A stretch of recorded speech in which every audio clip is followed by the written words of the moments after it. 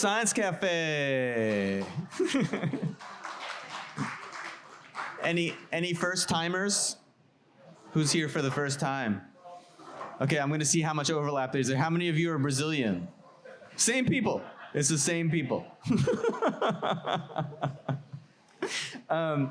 So I'm Prasanta Chakrabarti. I'm a curator and professor at LSU and the Edwin K. Hunter Chair for Communicating Science.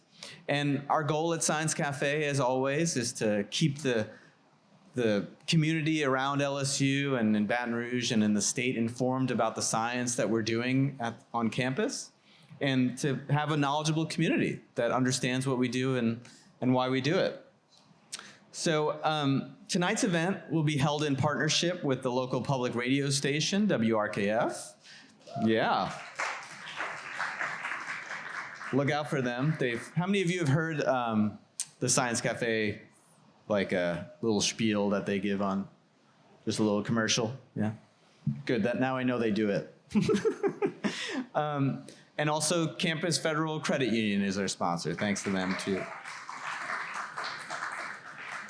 So tonight's speaker is Helena Moura Fietz, an assistant professor of anthropology at LSU. She received her PhD in sociocultural anthropology at the Universidade Federal de Rio Grande do Sul. How'd I do? All right. In Brazil, and her research spans medical anthropology, feminist science, and technology studies, as well as critical disability studies, focused on health inequalities and infrastructure of care in the US and Brazil. So I hope you've grabbed the theme drink, the caporosca, which is like a caipirinha, but communist. It's almost the same. They didn't have cachaça, so they used a vodka. So that's the difference. But please grab a drink if you like. There's still food. And please give a round of applause for our speaker. And let's join her. Yeah. Thank you so much. Thanks everyone for coming. I'm Helena Fietz. Thank you for inviting me to be a part of the LSU Science Cafe. I must be honest with you, this is my first time presenting at a bar setting, so please be mindful of that as you listen to me, but it might not be my last. I kind of like it. It's not bad, right? So tonight,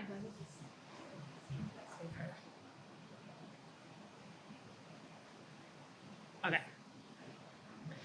So tonight I'm going to talk to you about the work that I've done for my book. And my book was published in Brazil in Portuguese. And the title is, brace yourselves, is a long title. We Brazilians like the long titles, but it is very self-explanatory because it's called Constructing Futures Provoking the Present, Family Care, Assisted Living, and Temporalities in the Management of Intellectual Disability in Brazil. So just to give you some context of my work, in Brazil, we have more and more laws, policies, discourses that foster the autonomy and independence of adults with intellectual disabilities and people with disabilities in general. Yet, paradoxically, those policies are not accompanied by care policies or practices that actually decenter the family in the provision of care.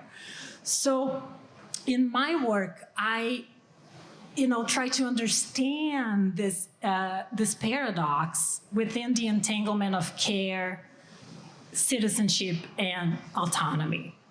Basically, short version of my work is I work on care and intellectual disabilities, right?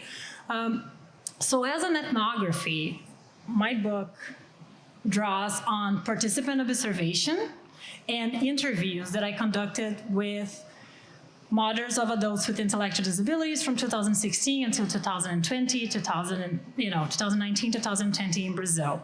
For those of you who are not anthropologists in the room, participant observation, some of us call it deep hanging out, right? You are there for a long time, you talk to people, you build rapport, you build relationships, and that's how we gather the knowledge we do. So what happened is that through with fieldwork, I realized that there's very little for adults with intellectual disabilities once they age out of school. That is a common thread in my fieldwork.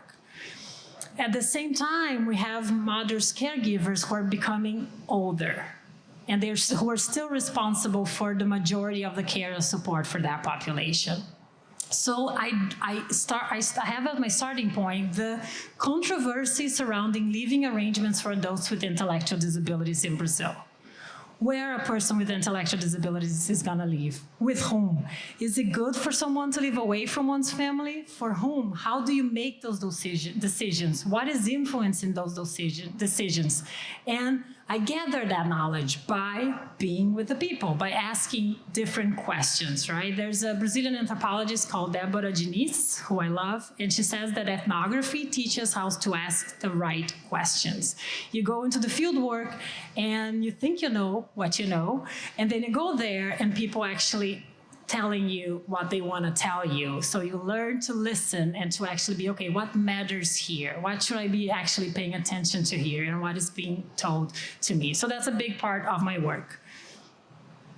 I'm not going to bore you with the theory, but I want to give you some context because care and disability, they are big categories, right? I'm sure that once I walked in here and I say, oh, I'm talking about care, you all have your own ideas of what care is or what care can be, the same as disability. So I am engaging with mostly feminist science and technology studies, scholars who write on care, such as Irma Rimão, Maria Puig de la Bella Casa, Janet Pauls, but not only, and with critical disability studies when working on disability, such as Alison Kiefer, whose book is now there on the screen. That's to say that I look at care as a moral practice. So I'm interested in looking at care as how it's done in practice. Same thing for disability, but I do work with the category of intellectual disabilities. You probably are familiar with that category, but just to make sure that we are on the same page here, I'm talking about cognitive differences that start in one's childhood and continue throughout one's life, and that usually or that can affect one's needs for support and care. So I'm worrying about these complexities of what I've been calling like dependencies over time and how they shift in one's life course. I'm not concerned about giving you a definition of what intellectual disability is or is not, right? Because I'm looking at disability as a category of difference, as a term that builds relationships, that is made through relationships, and that conforms relationship, and that is contested, that varies, and that is mobilized for the guarantees of rights, but also as an identity category. So that's how I understand this idea of disability. Also, as an anthropologist, I like to think of myself a little bit as a storyteller. And because basically what we do, not basically, but a big part of what we do is to honestly share with different audiences through our writing or through our talks, whatever they are, the stories that our interlocutors so generously share with us, right? Our knowledge is made through the experiences of the people that we work with. I bet you that the mothers of adults with intellectual disabilities with whom I've been working for over 10 years now, we're still very much in touch. If I ever told you, like if I told them back then when we first met, I think I'm gonna be presenting on you in Baton Rouge sometime. And they're gonna be like, what is Baton Rouge? No offense to Baton Rouge, right? But we are in the south of Brazil. So how the stories travel. And it is an enormous privilege to be able and to tell such stories and to make knowledge based on the stories that people share with us. But it's also a huge responsibility that I take very seriously and that I hope I do them justice. And I wish I could share all the stories that make up this book with you tonight, but it would have to be here for hours, and I'll try to be brief, which is also not the specialty of us anthropologists, right? But I'll try to be brief. I was very well coached to be as brief as it is. But I will share with you the stories of at least one, maybe two if I have time. Prasanta is gonna track my time here, of two women, two of my interlocutors from Brazil, who have worked most of their lives to build living facilities for their adult children to live in. They are very different styles. They have very different ideas of what a house should look like, but they have the same goal, to make sure that that is built before they are no longer able to care for their children. So The first story that I'm going to share with you is that of Anna and Paulo. And when I first met Anna in 2017 at the School for People with Special Needs, as she calls it, that she had built 40 years early. When her son Paulo, who was 23 years old at the time that she built that school, age out of the school that he was attending. And that is a very important part of my research. It is very, very common, and it's also one of the reasons why I focus on adults with intellectual disability, because it's recurrent for me to hear from families, from others, and from people with intellectual disabilities themselves that, like, once school is done, there are very little opportunities to be out of the house, whether it is further education, employment, leisure activities, sociability, right? There's a lack of such opportunities. And that is actually very similar to what I've been finding here in the United States, but I'm happy to talk more about it during the Q&A. I will be focusing in Brazil for this talk, because that's what the book is about. So she couldn't find a place for Paulo to attend, so she decided to build her own school. She did it in the back room, like in the garage of her house. She started very small in the city of Porto Alegre, Brazil. And here, just a short, like, addendum for you to be, if you're not, the Brazilians in the house are familiar with Porto Alegre, but if you're not, I brought here on those slides, you have here the map of Brazil with its different states. Rio Grande do Sul is the first state from the south up. It borders Uruguay and Argentina. Porto Alegre, it's the capital of Rio Grande do Sul by the coast. It is the city where I'm from. It is the city where I lived most of my life. It's also the city where I was trained as an anthropologist. It is the city where I got my master's, where I got my PhD in anthropology, and where I was a lawyer before that in what seems like a past life now. But that's to say that what I do is what in anthropology we commonly call ethnography at home. That's to say that I've been doing most of my research, or I did most of the research for this book in the place that I live, in the place that I study, in the place that I was there. And that affects the way we, understand some aspects of it. It has 1.5 million people. It is, so you can see from this second picture here, which is, like an aerial photo of the buildings. It is a highly urbanized city. What you cannot see from the picture is that, as most Brazilian cities, Porto Alegre is also very segregated in terms of, like, socioeconomic status and race. And I'm not going to be able to go into this further here in this talk, but it is an important aspect of my work, because if you're thinking about decision-making processes, about where a person is going to live, such issues matter, and they matter a lot. So in my work, I also address how this entanglement of care, citizenship, and autonomy, the role that race, gender, socioeconomic status, and generation play when we are talking about this. But moving back to Anna, she had built that school. When I met it, it was no longer in the back room of her house. It was in a huge two-house story in the central part of town. And it was beautiful. She was very proud of it. She showed me around, but she was also quick to let me know that this was just the first part of her dream, which was to build an assisted housing facility, or an moradia assistida, where her son Paulo could live once she died. And when we met in 2017, Anna was 85 years old. And she told me that only after she built that house could she die in peace. Now, the reason why I bring up Anna's story here is because she's not unique. It's not uncommon in Brazil for families of people with intellectual disabilities to build the services that people with intellectual disabilities actually use, right? In fact, a lot of the organizations and the services that now may be run by NGOs, nonprofits, or even by the state were first funded by the families as early as 1950s, right?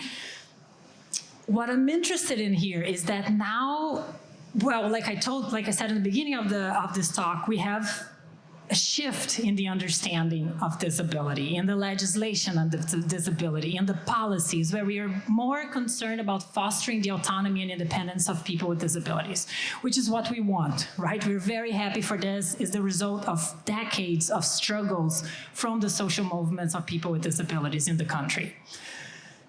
But still, it's still like they are not accompanied by policies or services that decenter the family in the work of care and support. And here I want to pause again, because when I say families, you should know that I'm talking mostly about mothers, right?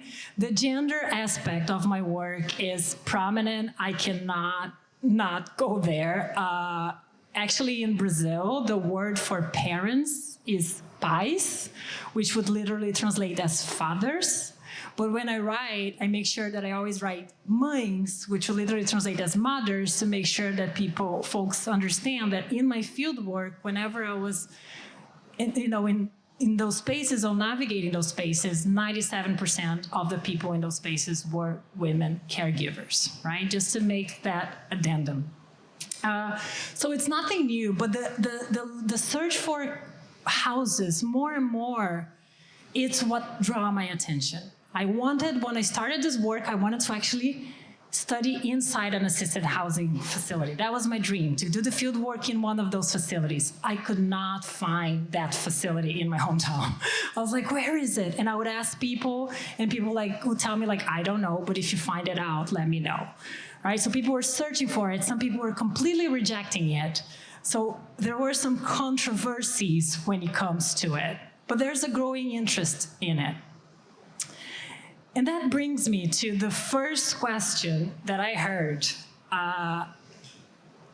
the first time I conducted fieldwork for my master thesis. That was back in 2015, the beginning of 2015. And I was talking to Jurema, and she told me, she was like, but who will care for my son once I die? And her son was nearly 50 at that time. And that question shook my core beliefs a little bit.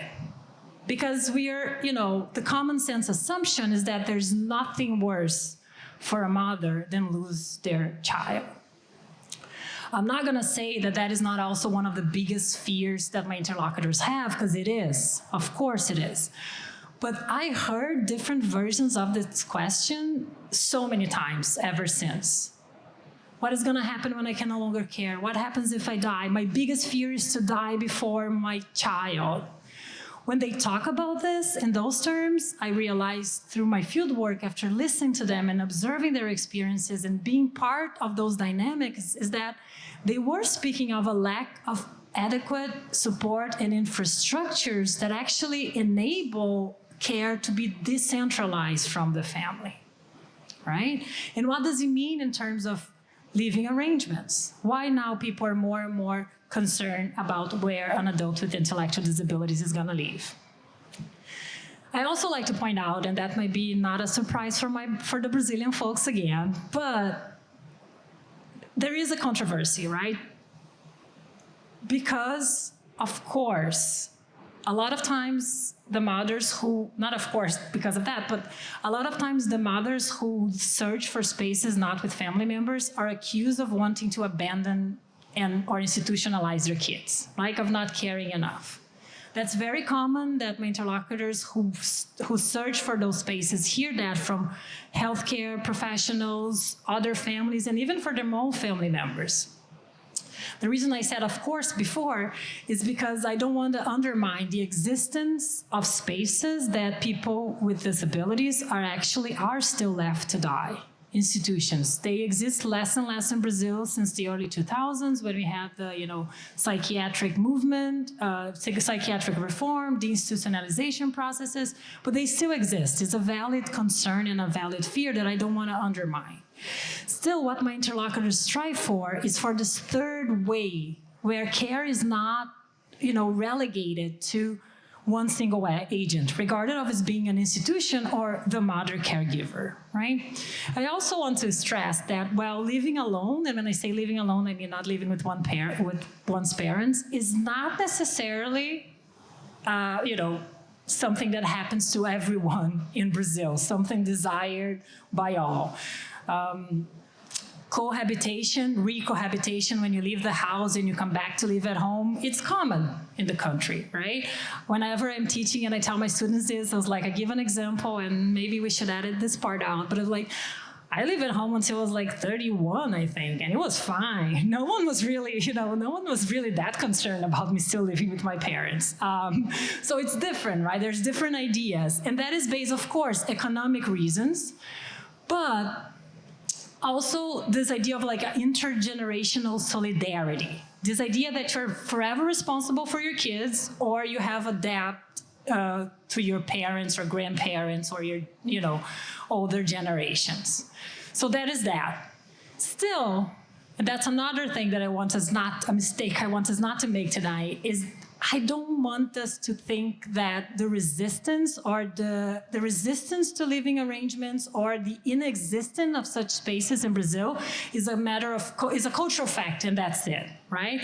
And I say this because I heard from my interlocutors whenever I would bring up or I would do presentations about assisted living, independent living, and by research and everything, they would say like, yeah, this might work in the US, in Europe, but in Brazil it's different, our culture is just different. It's not gonna work here.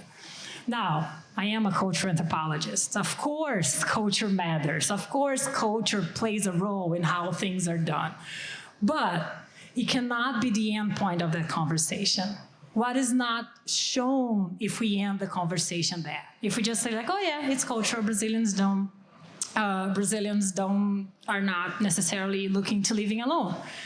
And the reason why I say this is because I also heard from many of my interlocutors, especially the ones who resisted the idea of having their kids living away from their family members, was that they couldn't even imagine that setting. It was almost like an unimaginable future. And if you think about it, how can they or their children actually wish for something they do not know it's possible?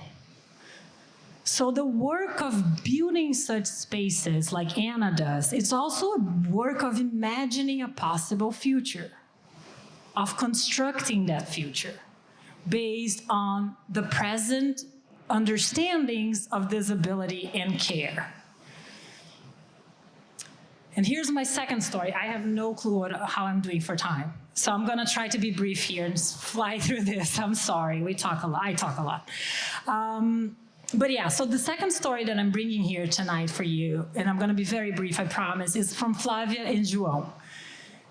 And Flavia, when we first met, when I met her, she told me this: moradia is infrastructure, and infrastructures take time.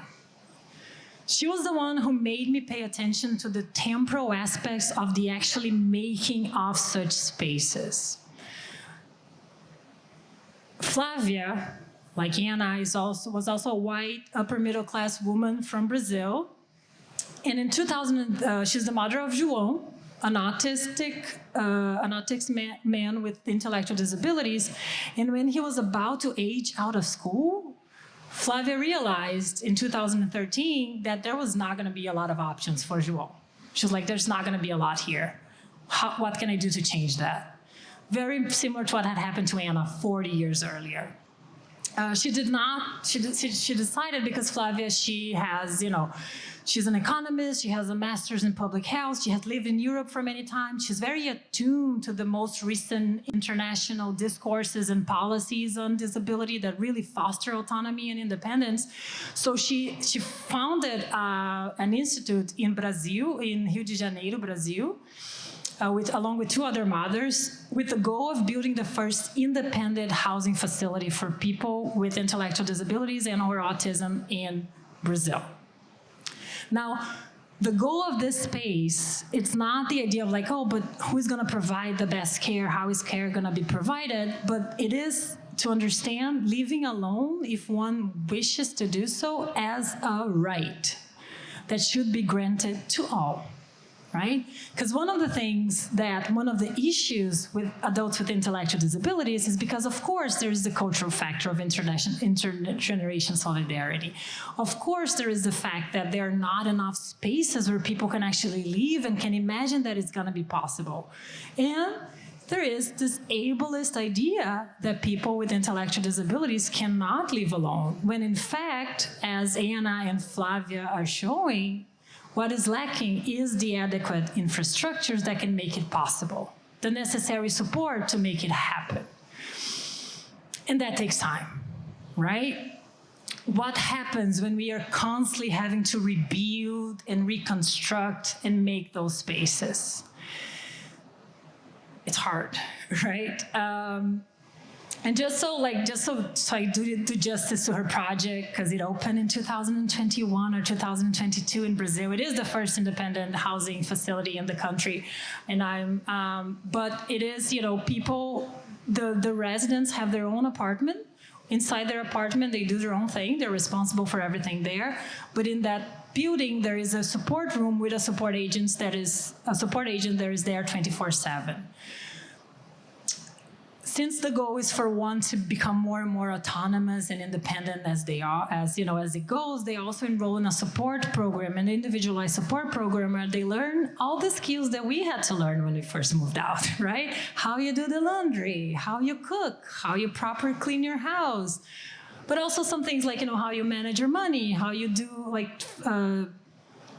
public transport, how you use public transportation, how you go grocery shopping. These skills that we learn when we are moving away from our parents' house. Hence their motto, which is a motto that I love, is together we can live alone. So, to conclude, right, why the name of this talk is the Autoconstruction of Care, right? Because when I'm thinking through those experiences, through the lives of Flavia and João, and the many mothers who I work with, I use this idea, and I built on anthropologists John Holston and Teresa Caldeira's work to talk in terms of an autoconstruction of care, to stress the role, the centrality that families and people with disabilities have in actually building those infrastructures. And also to call attention to the risks when those infrastructures have to be constantly built and rethought and reimagined. Because infrastructures, they are temporal and provisory, and when we are making them based on our own present assumptions of what a person with disabilities can do, what a person with disabilities should do, or where they should live. And in that sense, they are also building the future that is going to be possible for that person. They are also speaking of broader questions of what bodies can inhabit which spaces and how they inhabit what spaces. What are some things understood as infrastructure that is so hard to accommodate while others are not? Why are some people, understood as, I had to learn how to do the laundry when I first moved out. It was never an issue, right? I had to call my mom many times, how do I do this? Was never an issue questioning my adulthood. It was never an issue to question my ability to live alone. So why are some infrastructures considered as too much for us to handle, in the point that it might actually harm someone's understanding of, is that an adult person? Is that even a person? Right? So those are broader questions that my research tries to answer, especially when we're talking about intellectual disability and this idea of cognition and the centrality that we give to cognition and to rationality. Very determined ideas of what it means to be a rational cognitive person or an independent and autonomous person that, well, a lot of us are never going to reach that ideal. And I would argue that none of us do, right? For us to be here tonight, a lot of work is being done that we don't necessarily know, that we don't necessarily see. So that is some of the bigger questions that I've been asking. The reason why I wanted to share Anna's and Flavia's story here with you tonight is because they've been working relentlessly for the past 40 years to make those spaces come through. And as I think about it more about infrastructures, I engage with folks who have been telling us that infrastructures are always partial and they're always temporary. And so is care. Care is always partial, always temporary. We're always doing the best we can with the circumstances that we have. So if that's true, the making of those spaces, even Flavia's house, who's finally built and is running in Rio de Janeiro, is never the beginning of such process. It's never the end of such process, but it is its constant beginning, which is why I hope I'll have research to be done in the future, in the years to come, both in Brazil and also here in Louisiana, because I'm currently involved in a project with Dr. Nicholas Fears from the School of Kinesiology, where we are trying to investigate precisely how the social determinants of health and infrastructures of care affect the lives of people with intellectual disabilities and developmental disabilities, here in the state. So I hope to be a long-term project and that there's more to be said, and I think I've already spoke too much. Thank you so much for being here. It was a pleasure to share my work with you. Thank you.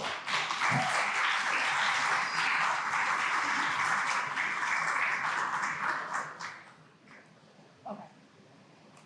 Questions, comments, thoughts?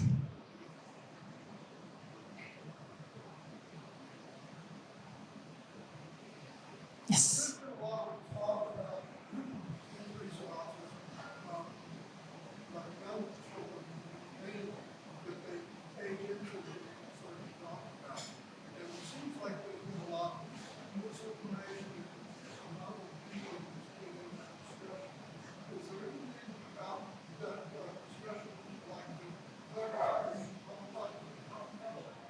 So just to make sure, because I'm farther away today, the stage is a little bit farther away. So just to make sure that I understood you correctly, about autism and how there's been a lot of research on especially children, but children age, they age and they're becoming older and older. And there's a lot of misinformation in terms of autism.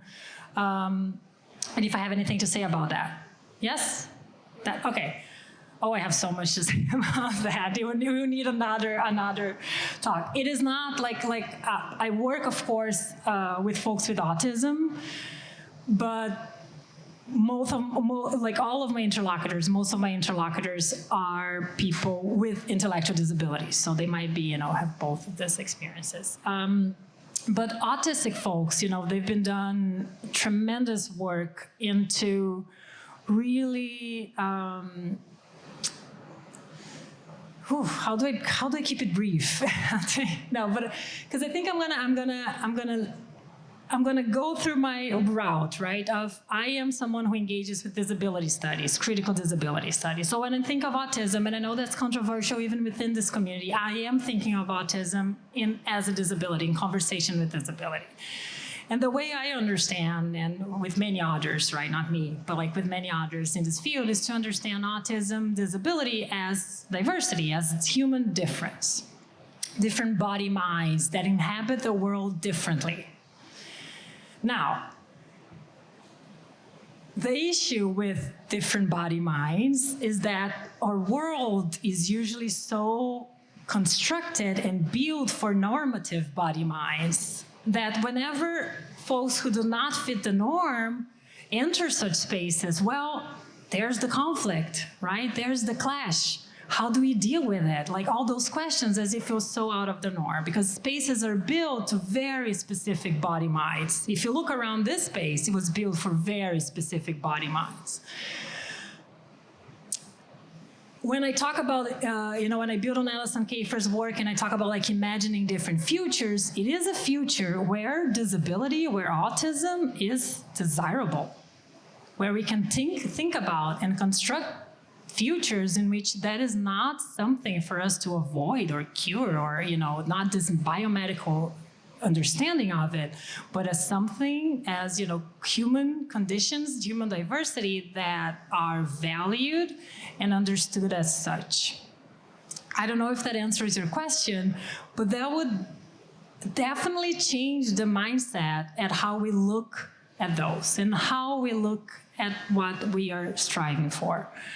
Also, especially for autism, the disabilities the disability activism mantra of nothing about us without us really sticks when it comes to autism, because we have a lot of autistic folks doing the work of actually actively telling us, this is what we need, this is what we want. And I'm not thinking of this as a homogeneous group, of course not. There's a lot of controversy, but bringing those voices into the table, bringing those voices into that conversation and having them lead the conversation, that's the main part, right? And I think that solves a lot of the misinformation that we may see.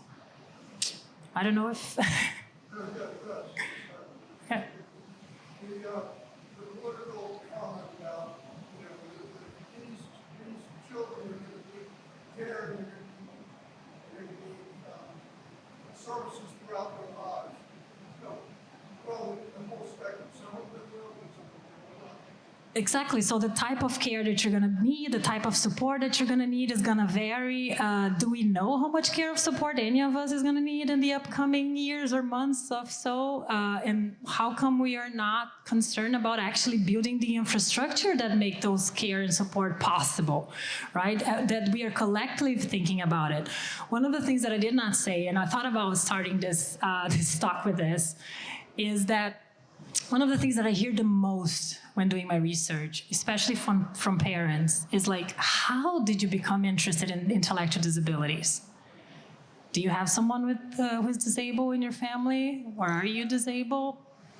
And I had, when I was doing field work in New York City, one of the mothers actually told me, like, you're not gonna tell me that was this anthropology thing that actually made you interested in it. And I was like, oh, actually it was, right? Like I said, I was a lawyer before. I went into anthropology. I changed professions mid-through. It was a fun conversation to have with my parents. I don't want to be a lawyer anymore. I'm going to be an anthropologist. Okay. And I wanted to study the guardianship processes. And I went into the field work, and my interlocutors were talking about that legal instrument as a care, like as a tool of care in their multiple care toolkit. And I was like, okay, there's something there. I should be looking more into disability. Why are they so concerned? Why are those mothers so concerned about their death? And again, like I said, ethnography really does teach you how to ask different questions and to look up things that you were like, oh. And I had been a lawyer before, and I knew very little about disability, about the services, about the benefits, about what is there. And I was like, wait a minute. I've been working on legal stuff for a good part of my life, and I wouldn't know how to start, where to start, if I had to start now. Well, there's something there that I should be looking into.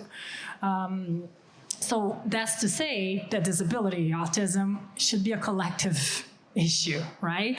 Moving away from this individualized idea that, well, it's someone else's problem, or that is a problem itself, or there is no. If we're thinking about it as human diversity, what does it mean to make it a collective issue that we should all be attentive to, whether it affects us directly or not? Because it will at one point. It will. Chris, yeah.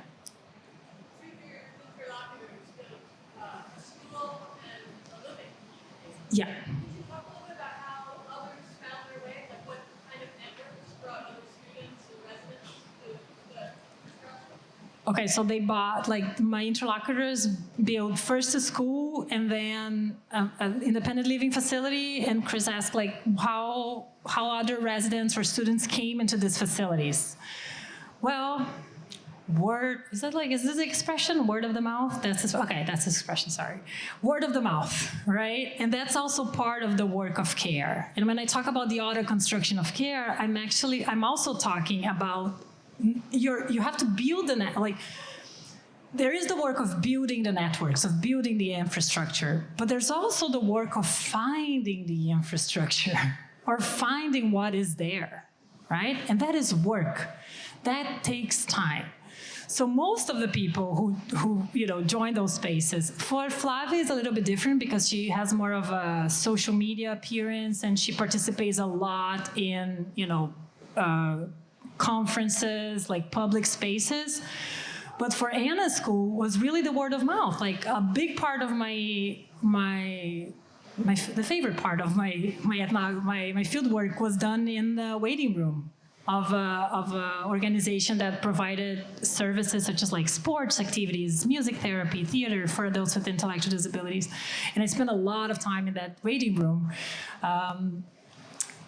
And that's the space where people exchange information. Like, oh, I need this. Have you heard of this? Have you heard of it? And that's why when people are asking me like, oh, I haven't heard of any living facilities, but if you do, please let me know. So when I did heard of one, I would gather the business cards and like pass them around.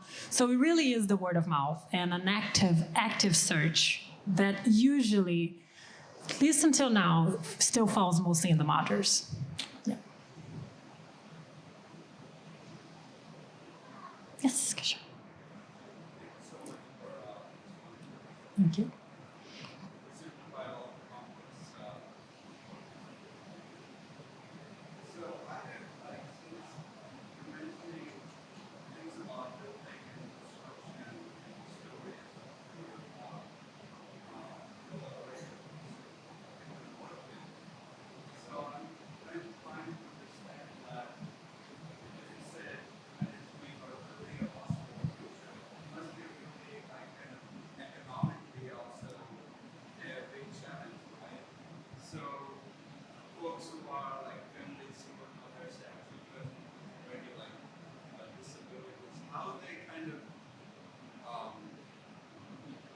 Where do they get resources, like economic resources, also this intellectual toolkit in order to boost their children? Where do all these things come from, or how difficult it might be? Thank you. That's a great question. It's where's the money, right? Kesha was saying it is a very expensive. Like please correct me if I miss echoing your question. But this idea of like, it seems like a very expensive endeavor to build such infrastructures, and how do they do it? Well, both Flavia and Anna are like upper middle class folks who have access to specific spaces, right? Anna in particularly, she relied a lot on, folks from the fancy country club in the city putting together funding, like gathering the funds for making donations to make that happen. So there is a lot of that. They are very aware that this is very expensive, and that it's also going to be very expensive for people to live in such spaces. So there's also the search or the goal that it becomes more and more public policies, and that it becomes more affordable, that there's ways where more people can access it. Flavia, when I met, because I also met her in 2017, and she has started the institute in 2013, and from that moment until she actually started, and she's still working on it very much so, was to get it funded. How do I get this how do I get it made, right? She also had the concern about how do we make this public policy? How do I show public officials that independent living can be less expensive than assisted housing, which is the public policy in Brazil these days? But first and foremost, she did want to build the first independent housing so that people could know that it was possible. So that's what, like, when I talk about those imagining possible futures, it's this idea that you have to have something so people know what they are working towards and what they are looking for. But of course, when you're building those spaces, you're building them on your current assumptions of what is needed or what is best, what are the possible alternatives, and that comes with a lot of risks, including the risk of further segregating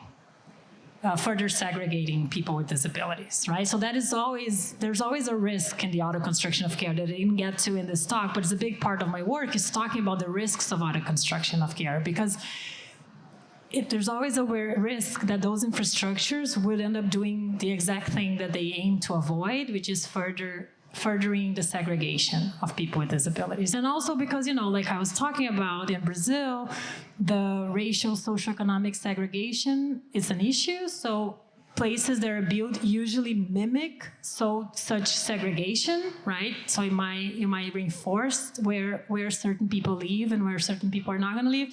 So different layers that might be perpetuated through those processes. Still, what I contend is that the way the way out is all in, right? Is not moving away from the care, moving away from the building of infrastructures, but understanding them as temporary, as temporal, but making sure that we have things in place so that they don't have to be constantly rebuilt and constantly starting from scratch. This idea of reinventing the wheel instead of building from what is already there.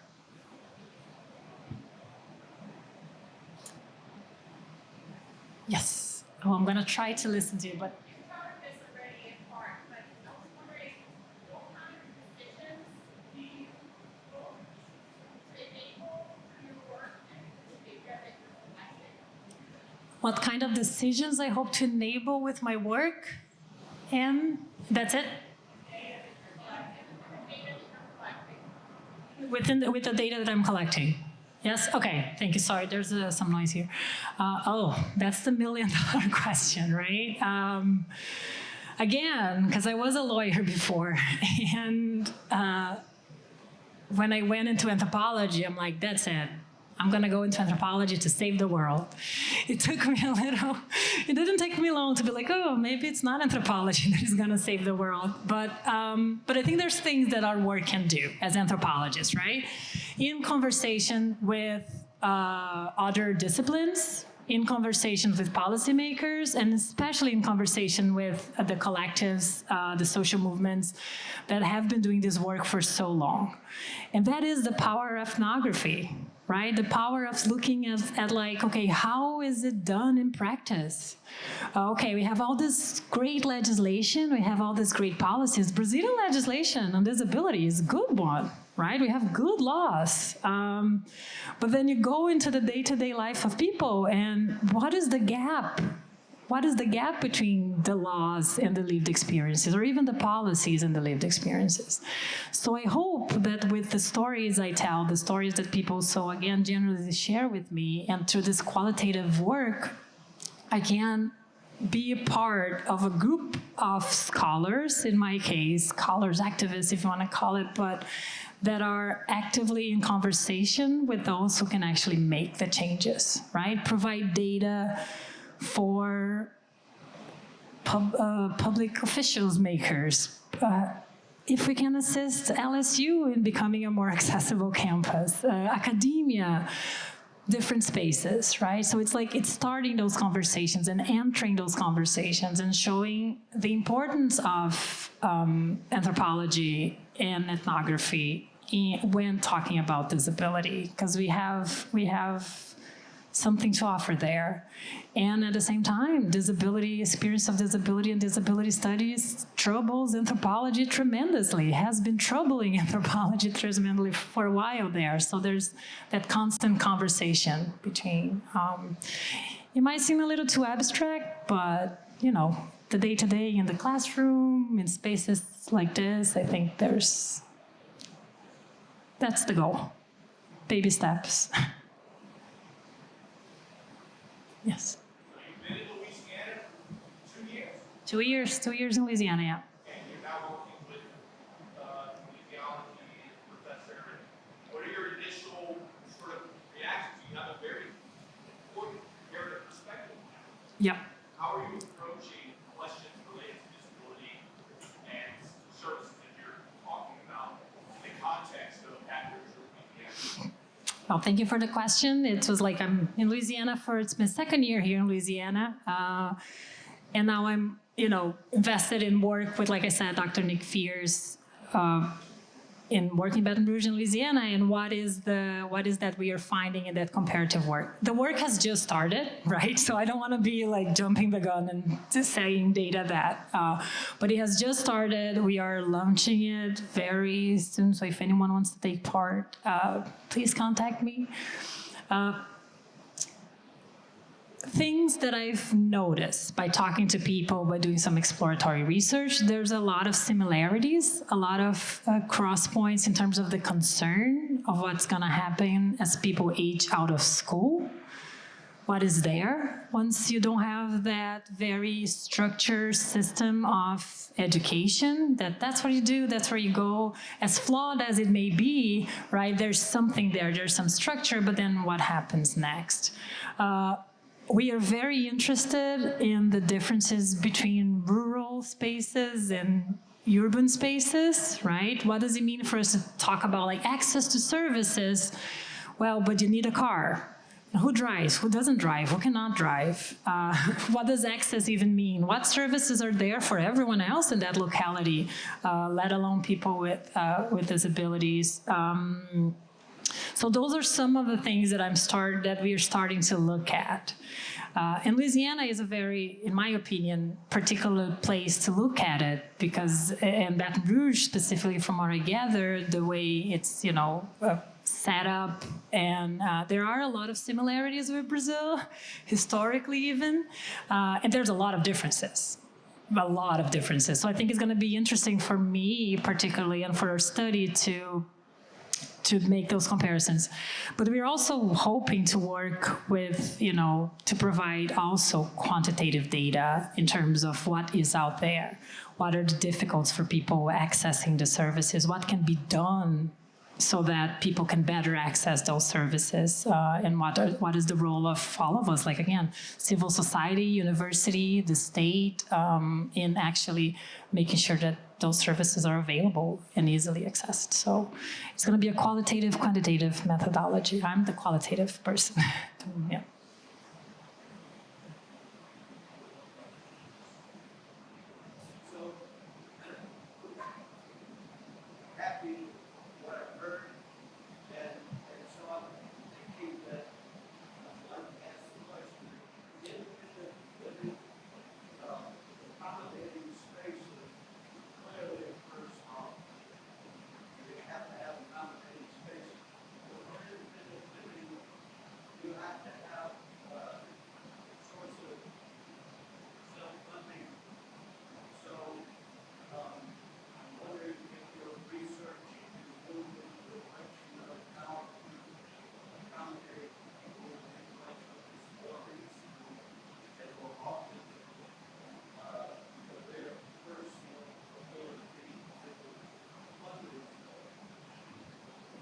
Thank you for that question. And it's asking about like how independent living particularly requires this, the necessity of self-funding. So how does my research address this necessity for people with intellectual disabilities and or autism to self-fund, right? To support oneself in independent living, especially in independent living settings?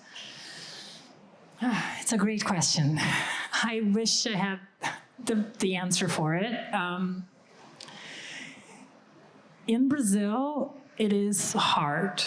In Brazil, it's still, for independent living, it's still dependent on family funds, right? Or if the person with disabilities work, their own funding. And those spaces can be and are very expensive. So it's still geared toward a very specific population in the country. But that's why, like Flavia, for example, one of her main goals is to show how, public policies that foster or that promote means of funding people with disabilities to live independently are less expensive than funding a group home, for example, for the state. So even going through that route, she's an economist, so going through the routes of what is less expensive and not necessarily just to the right impossibilities.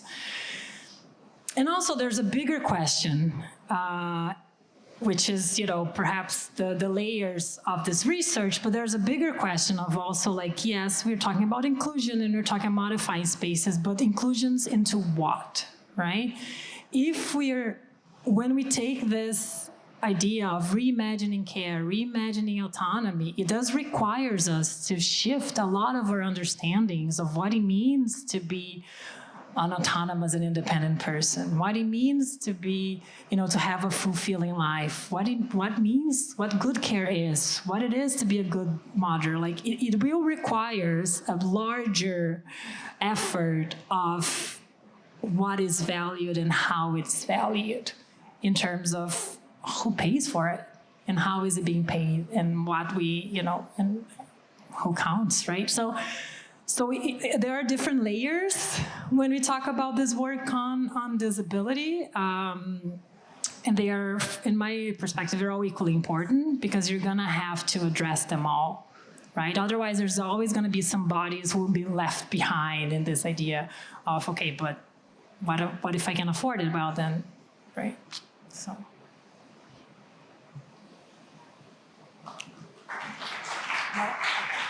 Sorry. Thank you, Dr. Fietz. Let's give her an obrigado for.